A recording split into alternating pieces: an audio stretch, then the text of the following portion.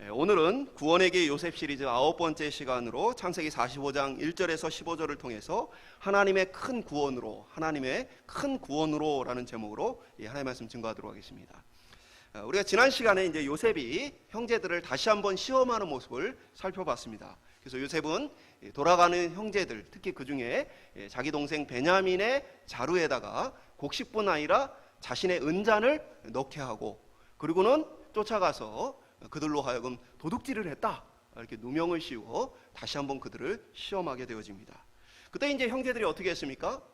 이전에 이제 요셉을 미워하고 했던 그 형제들이 아버지의 사랑을 받는 베냐민을 이제는 전혀 책망하지 않고, 또 요셉이 이 베냐민을 종으로 삼겠다 했을 때에 심지어는 유다가 나서서 베냐민을 대신해서 내가 종이 되겠습니다 라고 하는 모습을 통해서 이 형제들 간에 다시 회복이 일어나는, 온전한 회복이 일어나는 모습을 살펴봤습니다. 이러한 이제 자기를 희생하여 정말로 한 몸을 이루어가는 이 모습은 바로 예수 그리스도의 십자가에서 하나님과 원수된 우리를 대신하여 주님께서 보여주신 대속의 사랑이고, 우리가 그 대속의 사랑을 묵상하며 살아갈 것을 함께 돌아봤습니다. 오늘은 이제 본문을 보면 이제 요셉이 드디어 형제들에게 자신이 요셉이라는 사실을 밝히는 이제 고백이 담겨 있습니다. 그리고 이제 이러한 고백에도 불구하고 형제들의 사실은 이제 마음이 두려움 속에 있죠. 그러나 이제 요셉은 형제들을 향해서 마음을 활짝 여는 모습을 보게 되어져요. 물론 이제 요셉이 형제들을 용서한 것은 형제들을 시험해서 그들이 잘 반응을 했기 때문은 아닙니다. 성경은 이미 요셉이 형제들을 용서했다는 것을 보여줘요. 왜 그렇습니까? 용서하지 않았다면 그렇게 막 양식을 보내고 그들을 이렇게 책임질 이유가 없죠. 돈을 돌려보내고 그럴 이유도 없습니다. 그러니까 요셉은 하나님의 말씀을 깨닫고 용서하고 그들을 돌아봐요. 다만 이제 그들과 함께 할 수 있느냐의 문제는 별개의 문제였죠. 그래서 형제들이 만약에 여전히 자신을 불편해하고 자신을 미워한다면 그러면 형제들에게 자신을 밝히지 않고 그냥 그들을 돕는 역할만 했을 것이고, 만약에 이제 이들이 변화가 되어서 자신과 하나가 될 수 있다라는 모습이 보여진다면 자신을 밝히고 함께 할 수 있는 길이 열렸겠죠. 요셉과 형제들 사이에서는 깊은 상처를 서로 주고받은 관계 속에 있습니다. 깊은 이 상처를 주고받게 되어지면 이런 깊은 상처는 회복이 된다 하더라도 뭐가 남아요? 자국이 남게 되어 있습니다. 그래서 어떤 이들은 과거의 깊은 이 상처 가운데에 그 상처의 자국이 남아서 이 트라우마로 인해 계속해서 삶을 온전하게 살아가지 못하는 이들도 많이 보게 되어져요. 근데 일반적으로 이렇게 깊은 상처를 준 가해자와 피해자들 사이에서 누가 더 이것을 기억하고 누가 더 이것에 매여 있게 되어집니까? 여러분, 가해자가 더 많은 이 상처를 안고 살아갑니까? 피해자가 더 많은 상처를 안고 살아갑니까? 일반적으로 이제 피해자가 더 많은 상처를 안고 살아가요. 그래서 이제 요즘에 학폭 관련해서 이렇게 뉴스들이 많이 나오고 뭐 드라마도 나오고 그러는데, 보면은 학폭의 가해자들은 나름대로 이제 지난 과거를 잊고 살아갑니다. 근데 학폭의 피해자들은 지난 과거로 인해서 깊은 상처를 안고 어렵게 살아가는 모습들을 우리가 보게 되어져요. 근데 이제 요셉과 형제들의 이 관계에서는 전혀 다른 모습이 나타나죠. 오히려 가해자였던 요셉의 형제들은 그 마음의 짐을 계속해서 가지고 살아갑니다. 심지어는 요셉이 그들을 정말로 사랑하고 전심을 다해 사랑으로서 섬기는데도 불구하고 그들의 마음속에 이것을 지우지 못해요. 그래서 창세기 50장에 보면은 아버지인 야곱이 죽게 되어져요. 그때 야곱이 죽을 때에 형제들이 어떤 생각이 드냐면, 요셉이 지금까지야 아버지를 생각해서 우리를 봐줬지만 이제 아버지가 돌아가셨으니 이제 요셉이 우리에게 보복을 하겠구나. 그러고는 이제 한번 찾아가서 이야기를 합니다. 아버지가 하지도 않은 얘기예요. 아버지, 야곱이 죽기 전에 우리한테 뭐라고 얘기했느냐? 우리를 용서하고 함께 이렇게 잘 지내라고 그렇게 아버지가 우리한테 얘기를 했다. 아버지의 유언이다 라고 사실은 거짓말을 하죠. 근데 요셉이 그거에 대해서 이렇게 큰 마음을 두지 않습니다. 근데 이제 그것으로도 불안했는지 창세기 50장 18절에 보면 그의 형들이 또, 그러니까 한 번 더 찾아온 거예요. 또 친히 와서 요셉의 앞에 엎드려 이르되 우리는 당신들의 종들이니이다. 그러니까 뭐예요? 목숨만 살려줘. 우리가 종으로 살 테니까 목숨만 살려달라라고 했던 모습 보죠. 그러니까 요셉에게 가해자였던 이 형제들은 오히려 깊은 이 상처와 상처의 자국을 갖고 살아가는데, 요셉은 오히려 그러한 것들을 다 내려놓고 회복된 삶을 살아가는 모습을 보게 되어져요. 어떻게 요셉은 이렇게 큰 아픔과 상처를 뛰어넘을 수 있었는가?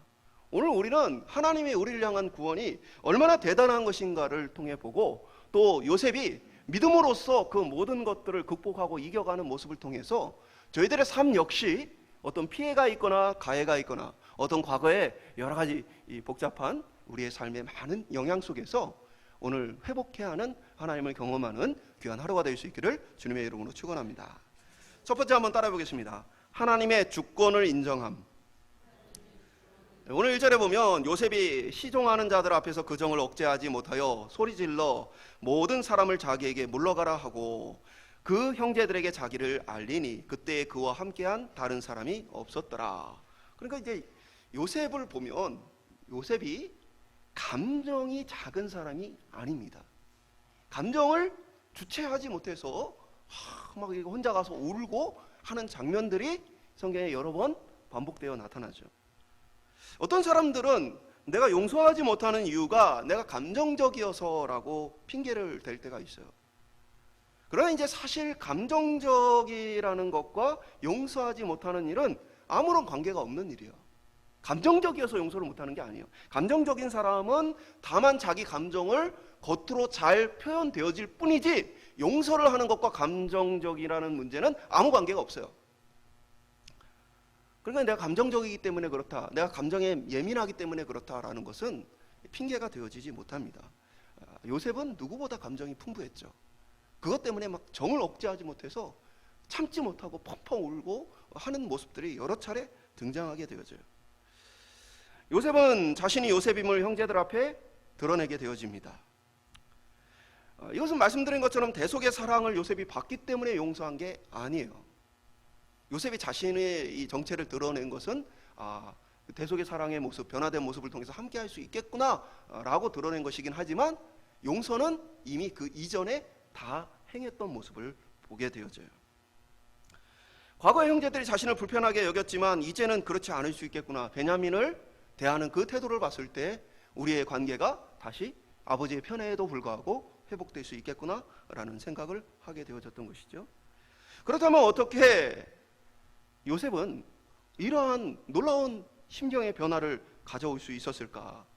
요셉 역시도 똑같이 원망하고 또 가슴 아파하고 분노했던 그런 삶을 살았는데 어떻게 이 형제들을 이렇게 깨끗하게 용서할 수 있었을까? 그러니까 요셉이 형제들에서 아무런 앙금이 없이 사랑합니다. 그러니까 지금부터 나오는 모든 이야기는 아무런 앙금이 없이 사랑해요. 우리는 이제 용서한다, 사랑한다 해놓고는 뭐예요? 앙금이 남아가지고 그 뭐 이렇게 모습이 나타나잖아요. 근데 어떻게 이게 가능했을까? 그것은 뭐 말씀드렸던 대로 하나님의 위로도 물론 있었어요. 요셉으로 하여금 형제들을 만나기 전에 그로 하여금 큰 가문을 이루게 하시고 또 자녀들을 낳고 그의 삶을 풍성하게 하심에 그가 지난 날의 모든 것들을 내가 잊었다 하면서 아들의 이름을 므낫세라고 줬잖아요. 그러니까 이제 그런 부분에서 하나님의 위로하심도 분명히 있었어요. 그러나 이제 하나님의 위로함이 있다고 모든 사람이 이렇게 다 용서를 할 수 있느냐? 그건 아니죠. 그것은 요셉이 가지고 있는 믿음 때문이었습니다. 그 믿음은 바로 하나님의 주권을 인정하는 믿음이었어요. 5절은 요셉의 그 믿음을 우리에게 잘 보여줍니다. 당신들이 나를 이곳에 팔았다고 해서 근심하지 마소서, 한탄하지 마소서. 하나님의 생명을 구원하시려고 나를 당신들보다 먼저 보내셨나이다. 그러니까 인간적으로 이 사건을 보면 뭐예요? 형들이 자기를 미워해서 종으로 팔아넘긴 사건이죠. 그러나 요셉은 그렇게 해석하지 않고 있죠. 요셉은 당신들이 아니라 나를 이곳에 보낸 분은 하나님이시고 하나님이 나를 먼저 이곳에 보내신 목적은 바로 당신들을 살리기 위해서입니다 라고 이야기를 하게 되어집니다. 그러니까 요셉은 그 생각하는 것이 이제 전혀 다른 것을 보게 되어진 것이죠. 하나님이 나를 보내셨다. 그러니까 요셉의 이 고백은 어떻게 보면 이제 성경에 나타나 있는 신앙 고백의 명장면 중에 하나라고 저는 생각을 해요. 정말 명장면이구나. 성경에 보면 이제 비슷한 명장면이 몇 가지 있는데 그 중에 하나로 다윗을 들 수 있어요. 다윗은 압살롬, 자기 아들이 반역을 일으켜서 결국 궁전에서 급하게 도망가게 되어집니다. 그때 도망할 때에 시므이라는 사람이 다윗을 향해서 돌을 막 던지면서 온갖 저주를 퍼붓게 되어집니다. 그때 이제 다윗 곁에 있었던 장군 중에 하나였던 수르야의 아들 아비새가 당장 가서 그 시므이의 목을 베겠습니다 라고 다윗에게 요청해요. 그때에 이 다윗이 사무엘하 6장 10절에 보면 이렇게 말합니다. 왕이 이르되 수르야의 아들들아 내가 너희와 무슨 상관이 있느냐? 그가 저주하는 것은 여호와께서 그에게 다윗을 저주하라 하심이니 내가 어찌 그리하게 하였겠느냐? 그러니까 지금 시므이란 자가 나에게 돌을 던지면서 막 온갖 저주를 퍼붓는 일은 하나님께서 그 배경에 계신 것이다 라고 얘기하는 거예요. 그러니까 다윗은 지금 시므이가 저주하는 자신을 향한 그 모습을 보는 게 아니고 뭐예요? 그 저주를 들어야 하는 하나님 앞에서 자신을 발견하는 거예요. 왜 그러냐면 다윗이 이제 과거에 가정의 문제로 말미암아 범죄로 말미암아 이제 하나님께서 너희 집안에서 칼이 계속해서 있을 거라는 얘기를 하셨어요. 그러니까 아들이 칼을 들고 반역을 일으킨 것이죠. 그러니까 그때의 다윗은 지금 이 욕을 먹고 있는 나가 아니라 하나님 앞에 내가 지금 이 욕을 어떻게 들어야 하느냐를 지금 생각하는 것이죠. 그러니까 요셉도 똑같은 거예요. 요셉도 자신을 팔아넘긴 형이 아니라 자신을 먼저 보내신 하나님의 뜻을 생각하는 거예요. 그래서 자기의 눈앞에 펼쳐진 현실보다 그 모든 것을 역사하시며 주관하시는 하나님의 뜻이 그에게 훨씬 더 중요한 거예요. 그렇기 때문에 형제들에 대한 원망보다는 하나님이 나를 통해 어떻게 하길 원하신가에 대한 관심을 가지고 그가 살아가게 되어지는 것이죠. 많은 사람들은 이제 하나님의 뜻을 알면서도 자신의 뜻이나 감정에 맞지 않을 때 순종하지 않을 때가 많죠. 하나님의 뜻이 뭔지를 알아요. 그럼에도 불순종해요. 그거는 사실 굉장히 심각한 범죄인데 그것은 하나님에 대한 믿음이 부족하기 때문인 것이죠. 그러니까 하나님에 대한 관심과 하나님에 대한 사랑과 하나님에 대한 믿음이 부족하기 때문에 그 선택지에서 자신의 감정이나 자신의 뜻을 따르게 되어지는 거예요. 여전히 내 삶의 주인은 하나님이 아니고 나라는 사실을 우리가 그때에 보게 되어지는 것이죠. 믿음이란 하나님을 인정하는 거예요. 하나님이 주인 되심을 인정하고 그 주인에게 모든 초점과 생각을 맞추는 것입니다. 왜? 그 주인의 손에 나의 삶이 달려있다라고 여겨지면 뭐예요? 그 주인이 내 삶을 어떻게 이끌어가는가에 대한 깊은 관심을 가지고 있는 거죠. 제가 시편 123편을 좋아하는데 그중에 이런 구절이 있어요. 상전의 손을 바라보는 종들의 눈같이 여주인의 손을 바라보는 여종의 눈같이. 그러니까 뭐예요? 이 종들의 삶은 주인이 명령하는 것에 의해 달려 있어요. 먹으라 하면 먹는 것이고 굶으라 하면 굶는 것이고 가라 하면 가는 것이고 멈추라 하면 멈추는 거예요. 그래서 그들의 온갖 시선의 초점은 어디에 맞췄어요? 주인의 손에 달려 있어요. 주인이 어떻게 하길 원하는가. 이것이 바로 하나님의 종으로 살아가는 자의 삶의 태도라는 것이죠.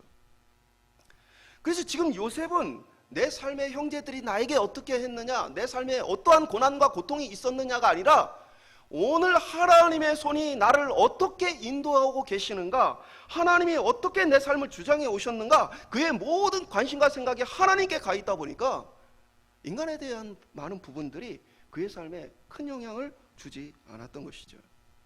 오늘 저와 여러분들 속에서 주변과 주변 사람들, 주변 환경에 대한 그 눈이 아니라 하나님이 그 모든 것 가운데 어떤 계획과 작정을 가지고 나의 삶을 이끌어 가시는가에 대한 깊은 믿음의 관심이 있기를 주님의 이름으로 축원드립니다. 그러면 상대가 나에게 어떻게 하느냐가 아니라 내가 하나님께서 지금 내게 무엇을 원하시는가에 대한 마음을 맞추고 살 수 있죠.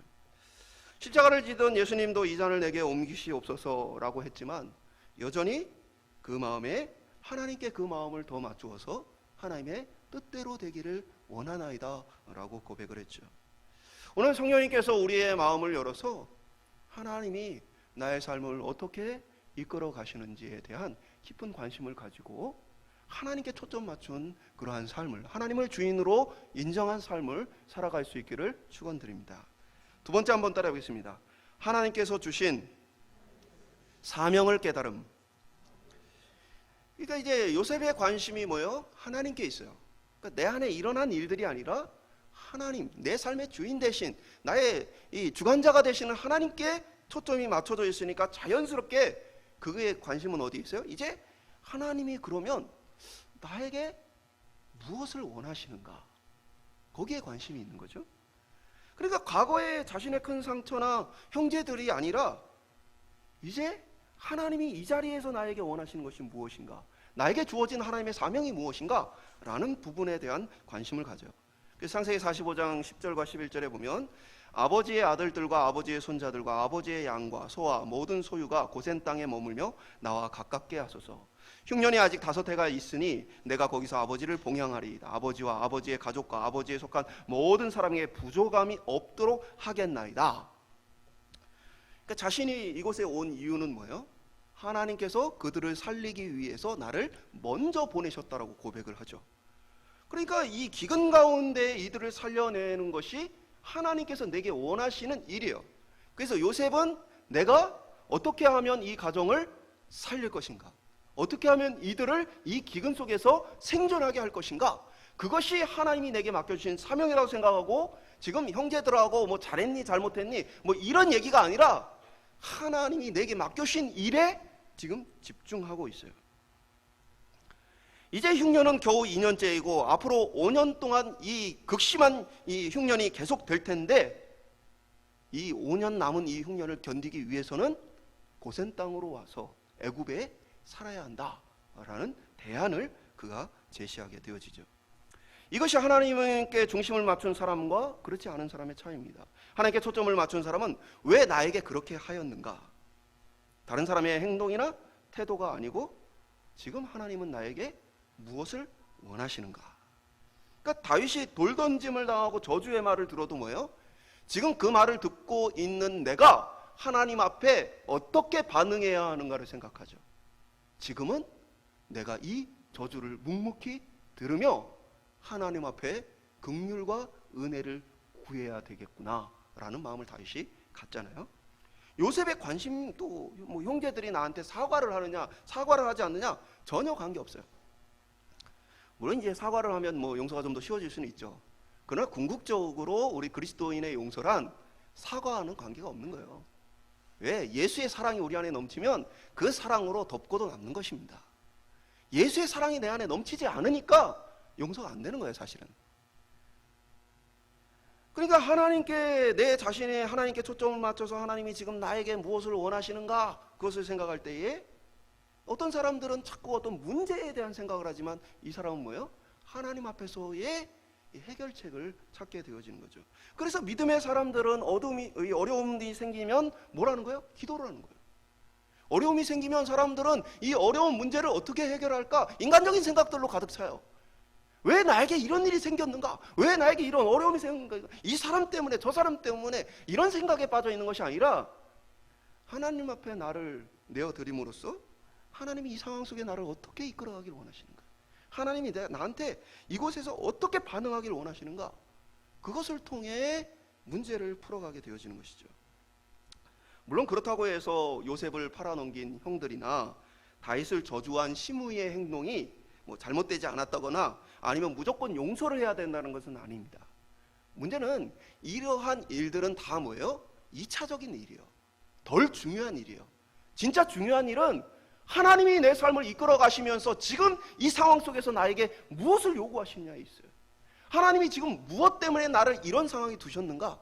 그러니까 예를 들면 뭐 이게 욕을 먹게 될 때 욕하는 사람이 중요한 게 아니고 하나님이 왜 나한테 이런 욕을 먹게 하셨을까? 내가 이것 가운데 어떻게 반응하는 것이 정말 하나님이 기뻐하시는 것인가?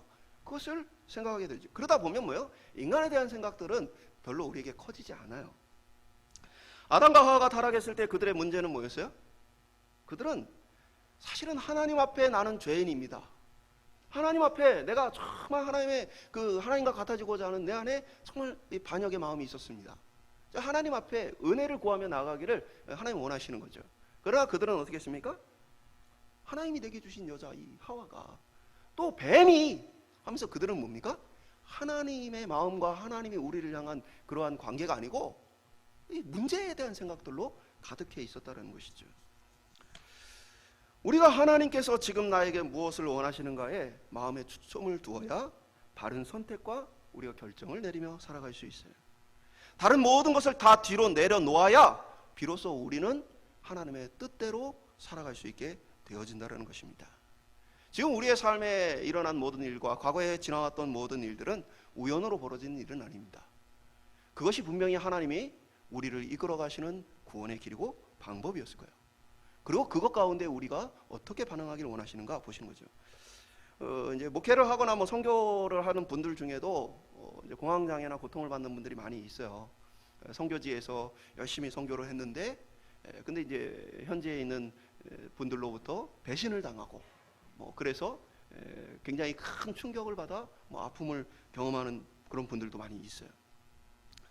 근데 우리가 그때에 그 사람이 왜 나에게 이렇게 했을까를 생각하면 사실은 답이 없는 거죠. 그러나 우리는 그렇게 생각할 것이 아니라 하나님이 지금 이러한 일을 당하는 나에게 어떻게 반응하기를 원하시는가, 그거 생각해요.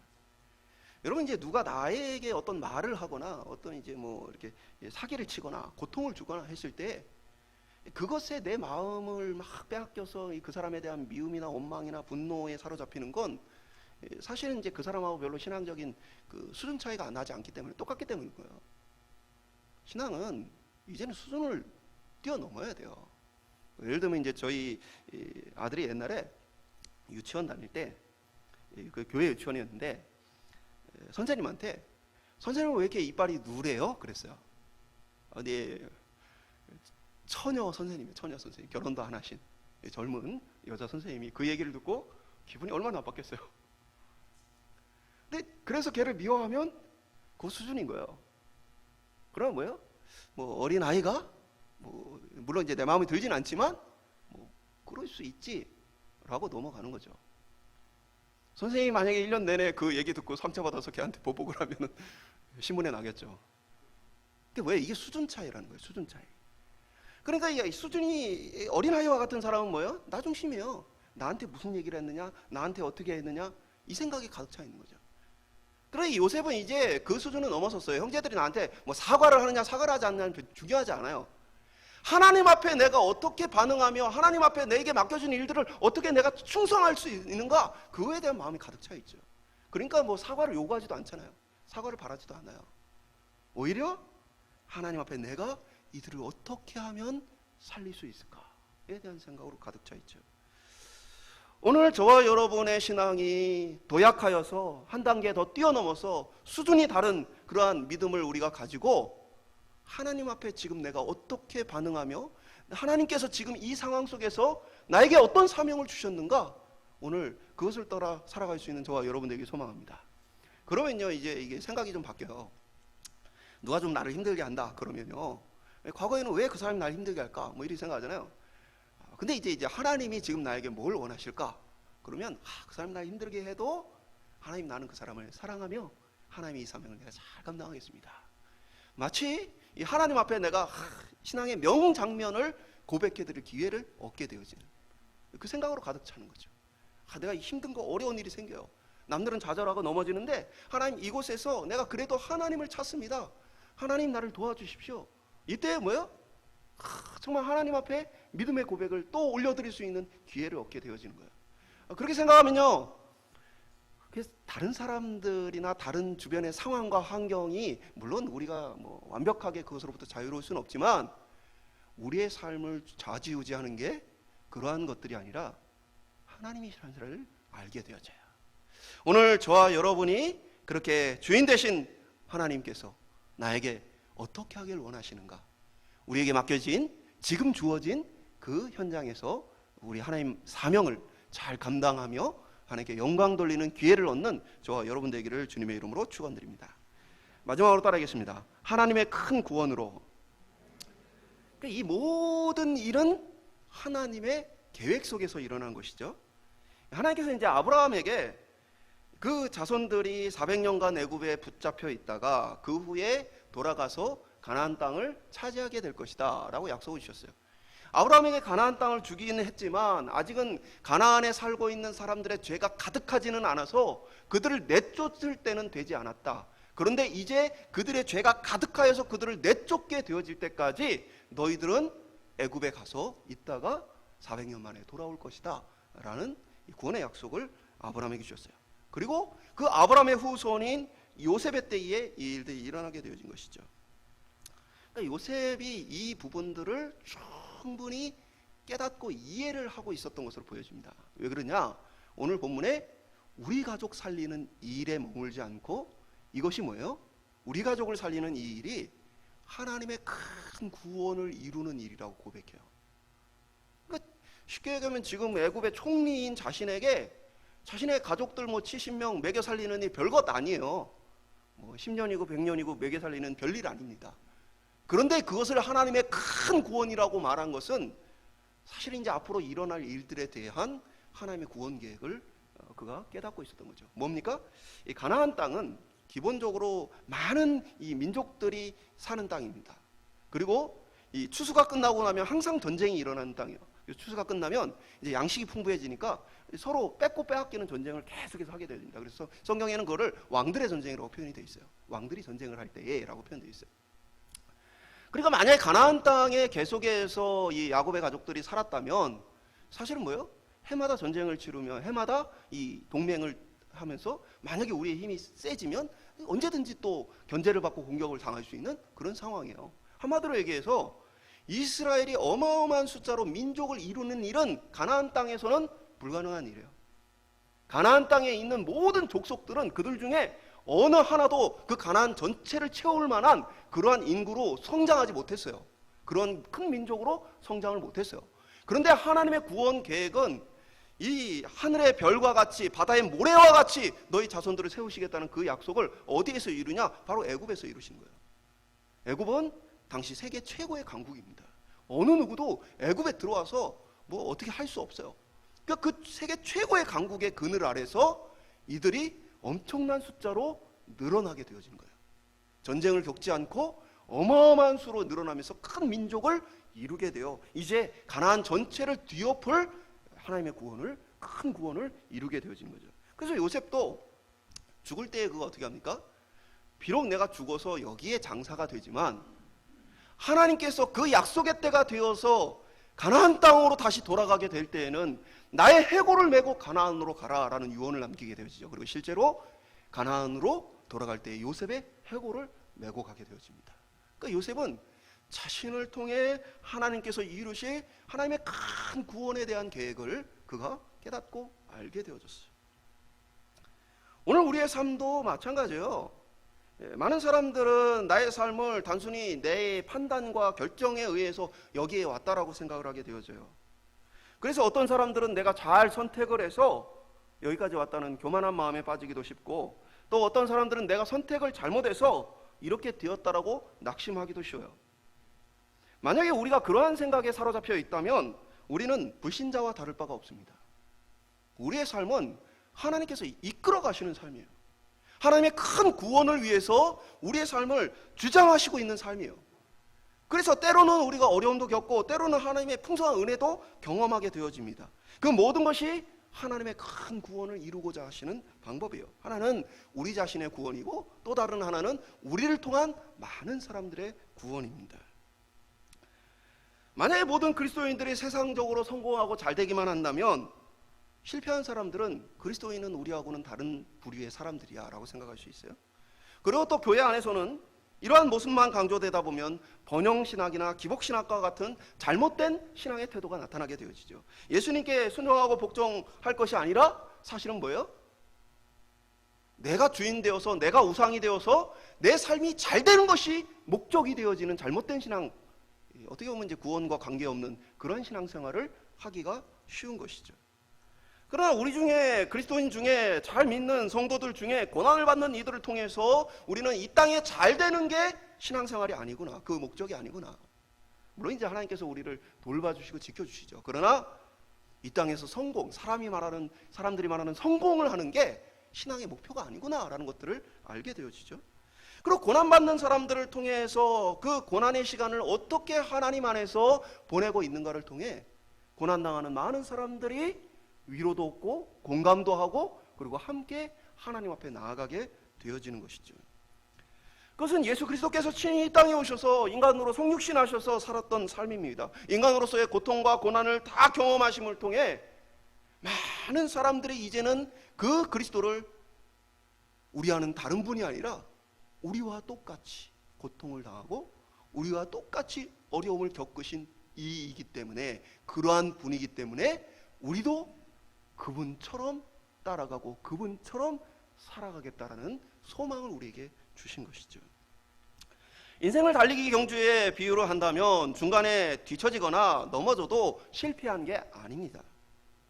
경주란 결국 결승점에 누가 먼저 도착하느냐에 달려있는 거예요. 그러니까 중요한 것은 어떤 과정을 겪었느냐가 아니라 지금 내가 잘 달려가고 있는가, 그것이 중요한 것입니다. 그러니까 신앙생활 하다가 죄로 인해서 어떤 연약함으로 인해서 넘어지고 실패를 하고 또 때로는 하나님 앞에 어떤 징계를 당한 그러한 과거의 삶이 있다 할지라도 뭐요? 결승점에 가면 되는 거예요. 그 모든 과정을 통해 결승점에 가면 그거 성공한 인생이에요. 반대로 중간에는 아주 열심히 잘 달리고 앞에서 다른 사람들보다 먼저 뛰었다 할지라도 결승점에 도달하지 못하면 실격인 거예요. 그런데 내가 과거에 얼마나 신앙이 좋았느냐, 사실 그거 별 아무것도 아닌 것이죠. 많은 사람들은 구원의 길을 가다가도 딴 길로 갑니다. 중요한 것은 지금 내가 하나님 앞에 어떻게 서 있느냐 하는 것이죠. 청년들을 가르칠 때에 나이가 많은 청년들이 항상 이런 고민을 해요. 내가 이 청년부를 언제 떠나야 하나, 내가 언제 리더의 자리를 내려놔야 하나. 점점 이렇게 자기가 나이가 많아지면서 고민을 해요. 저는 감당할 수 있으면 그냥 계속 감당을 해라 라고 얘기해요. 그리고 이제 어느 때가 되어서 정말 내가 좀 내려놔야 되겠다라는 어떤 결단을 갖게 되어지면 제가 이런 얘기를 해줍니다. 리더로서 진짜 중요한 순간은 리더로서 섬길 때가 아니고 리더를 내려놓을 때다. 왜냐면 리더가 되면 다 열심히 해요. 물론 이제 더 열심히 하는 사람도 있고 덜 열심히 하는 사람도 있지만 다 열심히 해요. 근데 진짜 중요한 순간은 뭐냐? 자신이 그곳에서 리더의 자리를 내려놓고 다른 리더를 충성으로 진심으로 섬기는 것. 그게 진짜 리더의 모습이에요. 근데 이제 대부분이 그걸 못 견딥니다. 저도 많이 보는데 리더를 내려놓고 나면은 사실 리더라는 자리가 많은 사람들이 지켜보는 자리예요. 앞장서는 자리예요. 근데 이제 그런 사람들이 리더를 내놓고 나면 조금 방황을 하다가 딴 교회를 간다든가 교회를 정착하지 못하고 여기저기 헤맨다든가 이런 모습을 보게 되어져요. 그래서 진짜 리더로서 중요한 자리는 이제 나를 따라오고 있는 뒤에 많은 리더들이 어떻게 계속해서 하나님 앞에 설 것인가를 보여주는 자리다. 그래서 지금까지 열심히 한 것도 중요하지만 사실 진짜 중요한 건 이제 그들에게 어떤 리더로 계속해서 살아갈 것인가를 보여주는 것이다. 오늘 우리의 삶이 그와 같은 것입니다. 우리가 어떤 처지에 있거나 어떤 상황에 있거나 중요한 것은 하나님께서 큰 구원을 이루어 가시는 하나님의 구원과 계획 작정 속에 우리를 지금까지 이끌어 오셨다는 거예요. 그래서 사람들의 눈에 보기에는 실패처럼 보이거나 사람들의 눈에 보기에는 그것이 낭망한 것처럼 보여져도 지금 우리가 하나님 앞에 온전하게 세워져 걸어가고 있다면 이것은 성공한 인생이에요. 하나님의 큰 구원의 관점으로 보면 그 모든 것이 많은 이들을 구원하는 놀라운 은혜의 도구로 쓰임받게 되어져요. 예를 들면 이런 거죠. 이렇게 방황을 심하게 한 사람들, 이제 그런 사람들이 돌아오면 방황을 심하게 하는 분들에게 위로가 되고 또 격려가 되어집니다. 실패했던 사람은 그 실패한 사람에게 공감을 느끼고 그 사람을 통해 위로를 얻고 그와 같이 나도 다시 일어날 마음을 갖게 되어져요. 그래서 우리는 심지어 우리의 어떤 실패와 연약함마저도 하나님의 구원 계획 속에서 하나님의 큰 구원을 이루어가는 하나님의 은혜로 바뀌게 되어지는 거예요. 이것이 하나님의 큰 구원의 관점으로 보는 우리의 삶이에요.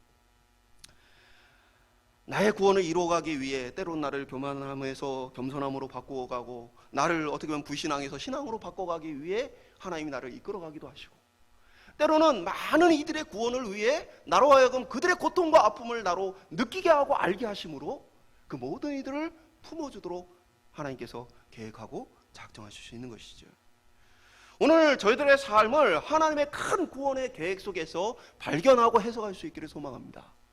그래서 그냥 주변 사람들과 비교하거나 아니면 그냥 내 어떤 기대 속에서 나를 중심으로 삼아 내 우상된 모습으로 내 인생을 평가하는 것이 아니라 하나님 앞에서 지금 이 큰 구원을 위해 지금까지 이끌어 오신 은혜 속에 어떻게 이 큰 구원을 나를 통해 이루어 가실 것인가, 오늘 이 믿음의 고백으로 우리의 삶을 살아갈 수 있기를 축원드립니다. 말씀 맺도록 하겠습니다. 요셉과 같이 나를 판 형들이 아니라 나를 먼저 보내신 하나님이 우리의 눈에 더 크게 보일 수 있기를 소망합니다. 그래서 지난날의 과거의 모습들이 아니라 지금 나에게 하나님이 나에게 무엇을 원하시는가, 하나님이 지금 내가 어떻게 반응하기를 원하시는가, 우리가 그것에 우리의 마음을 둘 수 있기를 소망합니다.